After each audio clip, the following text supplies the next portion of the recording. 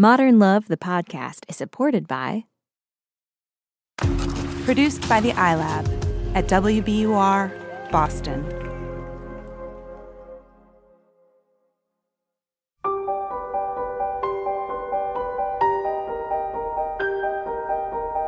From the New York Times and WBUR Boston, this is Modern Love. Stories of love, loss, and redemption.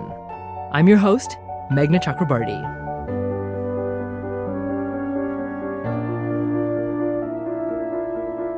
Let's face it, it's hard sometimes to break the truth to your parents. And ironically, it can be even harder when you're an adult trying to establish some boundaries.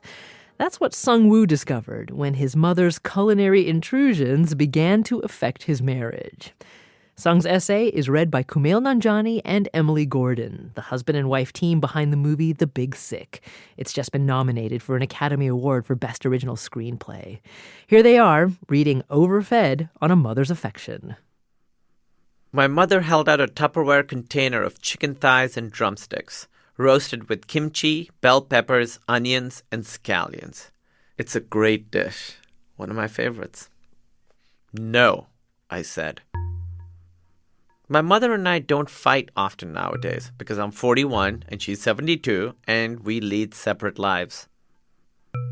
I see her once every 2 weeks. She makes me lunch. We shop at Costco. She makes me dinner. Then she sends me off with grocery bags full of her cooking.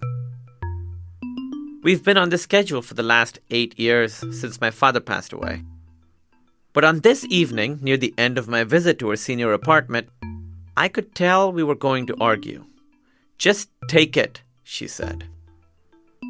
I can't. It's just one more. There was an edge to her voice. Why are you being difficult? The heat trapped inside the container had fogged up the clear lid, and the condensation had gathered into droplets like tears. It was just one more container, small as a cigar box, ready for me to take home. To feed me, both in person and remotely, gives my mother pleasure and purpose. She works hard on the day I visit. I know because she has told me with great pride. She rises at 6 and washes the rice until the water runs clear. There's tofu to slice and dredge into an egg and flour mixture, spinach to quick boil and marinate with soy sauce and sesame seed oil. She rolls logs of Korean sushi with her bamboo mat. In a pan, she browns chicken thighs and drumsticks. She plans for lunch, cold buckwheat noodles with beef slices and diced cucumber and a pickled daikon broth. For dinner, rice cake medallions and oxtail soup. In all my years, I haven't gone hungry for long. Even in South Korea, where she took care of my 2 older sisters and me by herself because my father was working in the United States, we never skimped on our meals. Back then, my mother's chief mission was to feed us. Her kitchen was her workplace, and we children were her customers. Her cooking has always been her currency. Even now, when she needs a favor from one of her friends, she invites them over and plies them with dumplings before making her request. My mother may not wear her emotions on her sleeves, but that's only because her sleeves are rolled up and her emotions are lying in the bottom of a pot. My rejection of her kimchi chicken is a rejection of what she does, who she is. I know this, but I have to push back because there's another woman in my life who wants to cook for me. My wife and I have been married for 5 years. Dawn has been a food critic and a restaurant critic. She bakes a 16-layer cake and marshmallow chocolate brownies that friends describe years later with fevered fairy tale reverie. Having a bite of her slow-cooked pot roast with potatoes and carrots was like getting a hug from your best friend. If Dawn were more confrontational and less patient, she would have informed my mother long ago that it was no longer her job to make meals for me. But that is not her style. And were I a more perceptive husband, I would have figured out that our refrigerator, perpetually jammed with my mother's food, was a source of consternation for Dawn. The wife and her mother-in-law at odds and the husband caught in between. It's as cliched as a cliche can get, a sitcom brought to life. Except reality is more complicated than a zinger and a laugh track. The night before my last visit to my mother's, when Dawn heard me complaining yet again about how my mother's dishes were still left over, her capacious capacity for tolerance finally ran out. You could ask her to make less. I have, but she just sneaks in more when I'm not looking. But have you really asked? Of course I have. What, you think I want to bring back all this food I can't eat?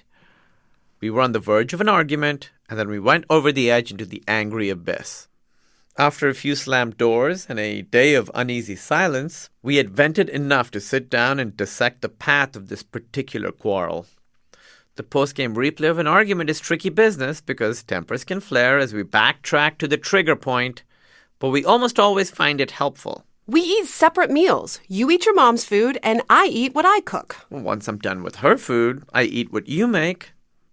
But we both knew the problem was that with so much food coming from my mother, I hardly got a chance to eat my wife's cooking. It had become worse lately, with my mother piling on the food, the grocery bags stretching to their limit. It feels like a disconnection, doesn't it to you? The more I thought about it, the more I knew she was right. Having dinner together means more than just eating at the same time, at the same table. The food matters. Dawn wanted to bring us closer together as a couple by having us share in what we ate, and I felt like a dope for not realizing this sooner.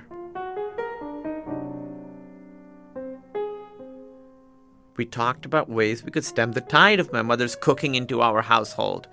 I suggested something that had worked in the past, that I lie and tell my mother I'd thrown away her food because it had spoiled. In the Supreme Court of my mother's mind, wasting food is a crime worthy of capital punishment. As a 9-year-old girl at the outset of the Korean War, scrounging for scraps while tanks rolled by and fighter planes roared above, she has a reverence for food that borders on fanaticism. I suppose. Which really meant... No. You have a better idea? Maybe you can tell her that you're a man, you're my husband, and your wife wants to cook for you. I sighed. Everything Dawn said was true, but did I really have to say it to my mother?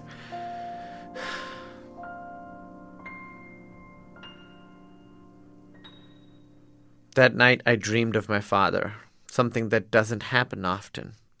We didn't have a close relationship, so he doesn't feature prominently in my conscious mind, but I pay attention when he makes a showing.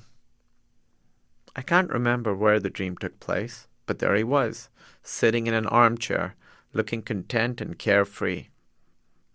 I was so disappointed in him for some reason, but I couldn't find the words to express my displeasure.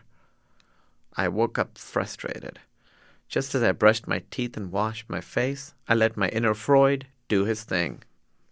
In Korea, while my father was away for 7 years, I was the man in my mother's life.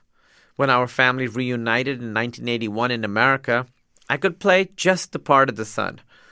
But when my father died, I once again assumed the dual role of the son and my mother's man. Maybe it was time for my mother and me to grow up. I pushed the container of chicken back toward my mother. I breathed in, breathed out. I clasped my hands together as if in prayer. Dawn likes to cook too, Mom, I told her. And I love what she makes. Isn't it right for the husband to be eating his wife's food? My mother said nothing. She picked up the container and placed it in her refrigerator. My mother wants so little from me. She wants to give, not even take. And this was how I treated her. I wanted to retract what I said. I almost did. But when she turned around, it wasn't heartbreak I saw. Instead, I saw a woman who was ready to do business, to negotiate the terms of a new contract. Okay, she said. That makes sense. But you'll still take a few dishes, right? Let's come up with a number. What keeps my mother going in the sunset years is doing what she does best, which is to cook for herself, friends, my sisters, and me. We agreed to whittle the takeaway down from around 10 containers to exactly 4. But this week, when I returned from my visit, I noticed a 5th container. She's like a master reverse thief, I told Dawn.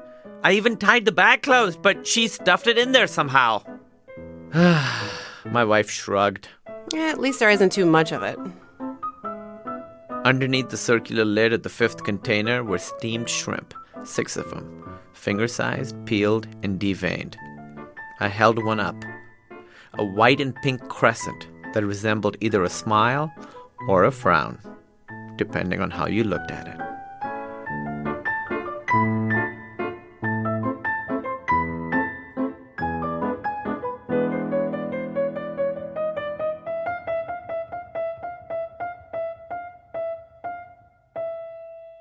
Kumail Nanjiani and Emily Gordon reading Sung Woo's essay, Overfed on a Mother's Affection. And here's why they chose it. I think maybe we both really liked this piece because it is quite similar, I think, to maybe your upbringing a little bit, Kumail. Your mom is an absolutely fantastic cook. The only difference is that I am not a fantastic cook. So I'm not vying for that title so much. You've never made a 16-layer cake. Oh, I know, not even 2-layer. I've made a 1-layer cake. Yeah, and for both our families, food is really important, and it's a big way that both our families show love. So it's just something that really we connected with. Yeah, both the Southern people and the Pakistani people like to sit around and eat a lot. Yeah, food is a big way that our families connect. Yeah. But instead, I think if we were writing this essay, it would be both of us enjoying your mom's cooking rather than me trying to cook for you. Yeah, in real life, you would be like, we didn't get enough Tupperware containers. Yes. Can we get more? Can you ask her to make more, please? Yes. Kumail Nanjiani and Emily Gordon. They co-wrote the film The Big Sick. It's based on the true story of the illness that changed their relationship. And they received an Academy Award nomination for their original screenplay. Kumail also stars in the film. Now, is Sung's mother still sneaking containers into those bags? More after the break.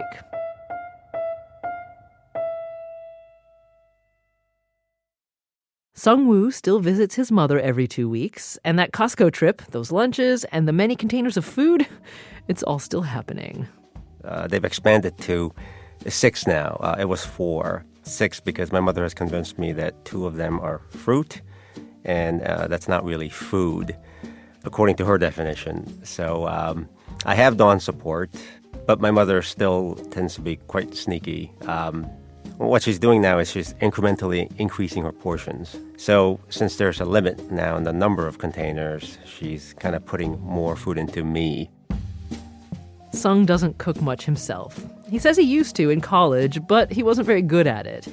And even though it's caused some problems in his marriage, he appreciates the way he and his mother are able to connect through her cooking. We hardly talk at all outside of like what we're going to be eating or shopping for. That is the core of our relationship. It really hasn't gotten beyond that, but I'm okay with that. And I think she is too. It's very simple this way, very almost primal, but it works for us. Sung feels deep empathy for his mother. He says she never had it easy. My father had this successful business, import-export business in Korea, and then the gas crisis hit, and then he lost everything. And of course, we all lost everything. And then he had to leave. And my mother had to raise 3 kids by herself for about 7 years. And then when we came here, she's 40 years old, had to learn how to drive a car, never spoke a word of English, so she had to learn all of that. Sung knows that there are some people who hear this story and wonder, what's the problem with having 2 women who want to cook for him? Boo-hoo me, really. But the fact is, I have to live with one of these women, like, all the time. And then the other one I see every so often, but she's my mother. I want to keep everyone as happy as possible, and me too. So, on the grand scheme of things, there are much worse problems, and I fully recognize that. But this is still like a problem, so I'm glad we have found some peace.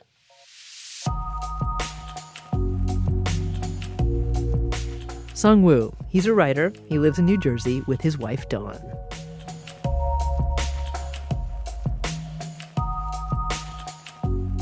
After the break, what Modern Love editor Daniel Jones thought of the essay.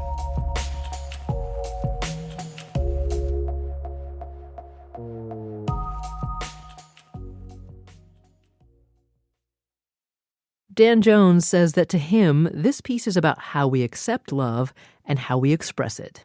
It had such a sweet sense of humor, this piece, where when he finally confronts his mother and says, I have a wife now, and she wants me to eat her food, and I can't be taking this much food back.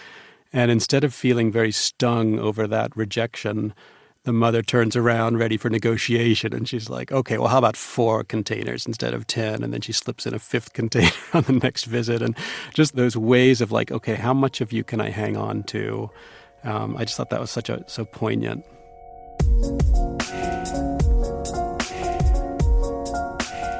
Next week, Uma Thurman. She tells the story of an accident that changed a family. He told me that by the time he saw both boys in the road, he was already too close. If he swerved onto the sidewalk, he would hit Alex. If he didn't, he would hit Jonathan. All I know is there were 2 boys in front of me, he said. I had to decide in that very moment, and it was so fast. I chose not to hit your brother that day. What kind of choice is that?